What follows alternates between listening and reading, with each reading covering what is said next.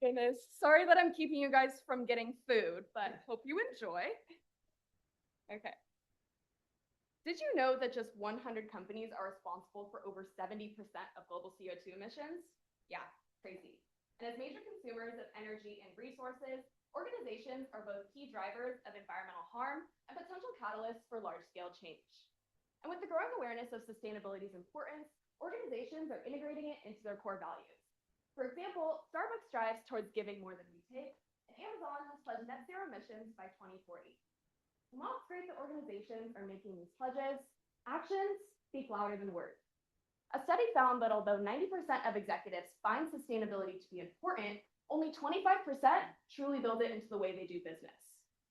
And this gap between goals and progress isn't limited to the private sector.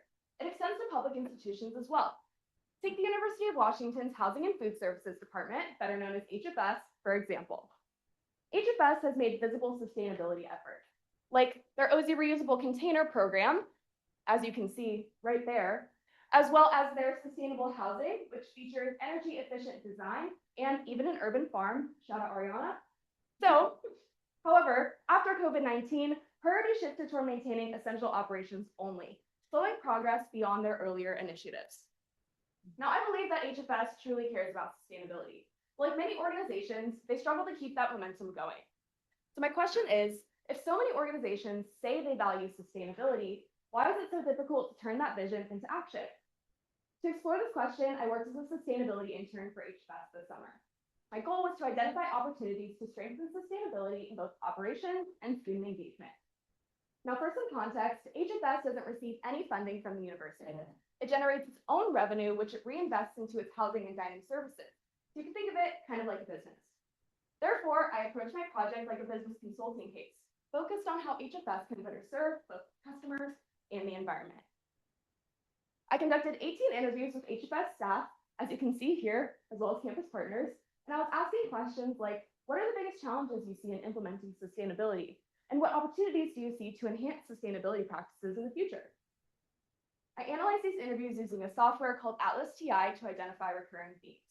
Here you can see the systematic framework of my analysis, from quote selection to coding, and then from grouping to interpretation. Now, in the end, my analysis revealed 3 major barriers that help explain why turning sustainability vision into action is so difficult: accountability, stakeholder engagement, and communication. Now, let's take a closer look at each one. First is accountability. Many staff have described sustainability as everybody's job and nobody's job at the same time. Also, HFS's sustainability mission statement included broad promises, like being committed to diverting waste from landfills, yet many of the goals that they set haven't come to fruition. And this shows that without defined responsibility or measurable goals, sustainability efforts lose direction and consistency.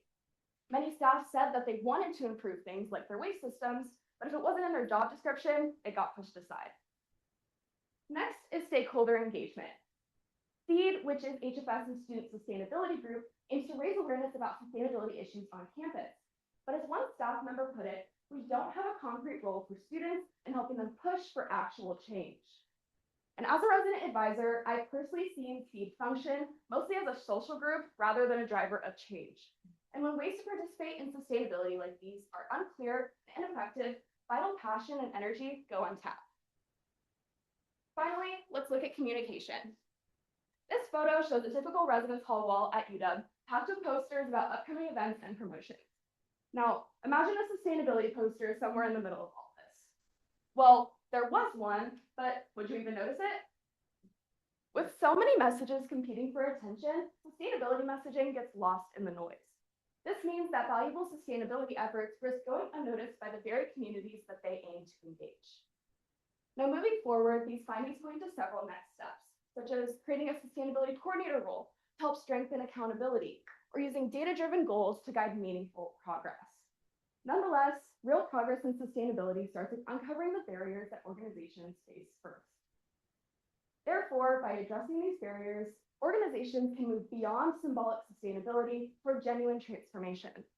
As anchors of knowledge, resources, and influence, organizations have a critical role to play in modeling the systemic change needed to confront the climate crisis.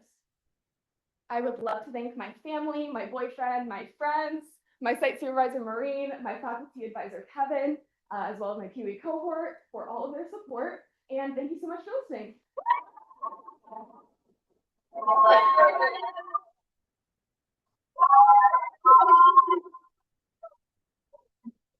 Good question.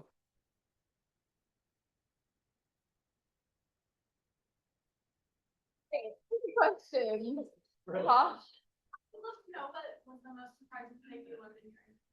Yeah, so thanks for the question. The question was, what was one of the most surprising things I learned in my interviews? And I think one of my favorite interviews that I did was with the director of capital planning for HFS. So if you have lived on campus or been by campus lately, you've seen that they are rebuilding Haggett Hall. And I think it was such an interesting conversation to learn about how much intentionality they're putting behind sustainability in terms of energy efficiency, water efficiency, even the materials they're using to build the building in terms of embodied carbon, if you're familiar with that. So I think it's just so interesting to see there are so many people in HFS who care about that stuff, and they are really pushing forward in this new development. So yeah. Yeah. Do you have like specific recommendations for HFS in terms of what it looks like taking like the first steps to improve sustainability? Yeah, thanks for the question. So the question was, what are kind of the first steps that I'd recommend for HFS to take? And I say that when I did talk to HFS, I think one of the main things that I told them was to look at their sustainability mission statement again and see, because that's kind of just the foundation of how you move forward with sustainability, is having goals that are trackable and measurable and based in data, so that in the future, we can make that progress, it's trackable, and you can be held accountable for it. So that was one of the main things.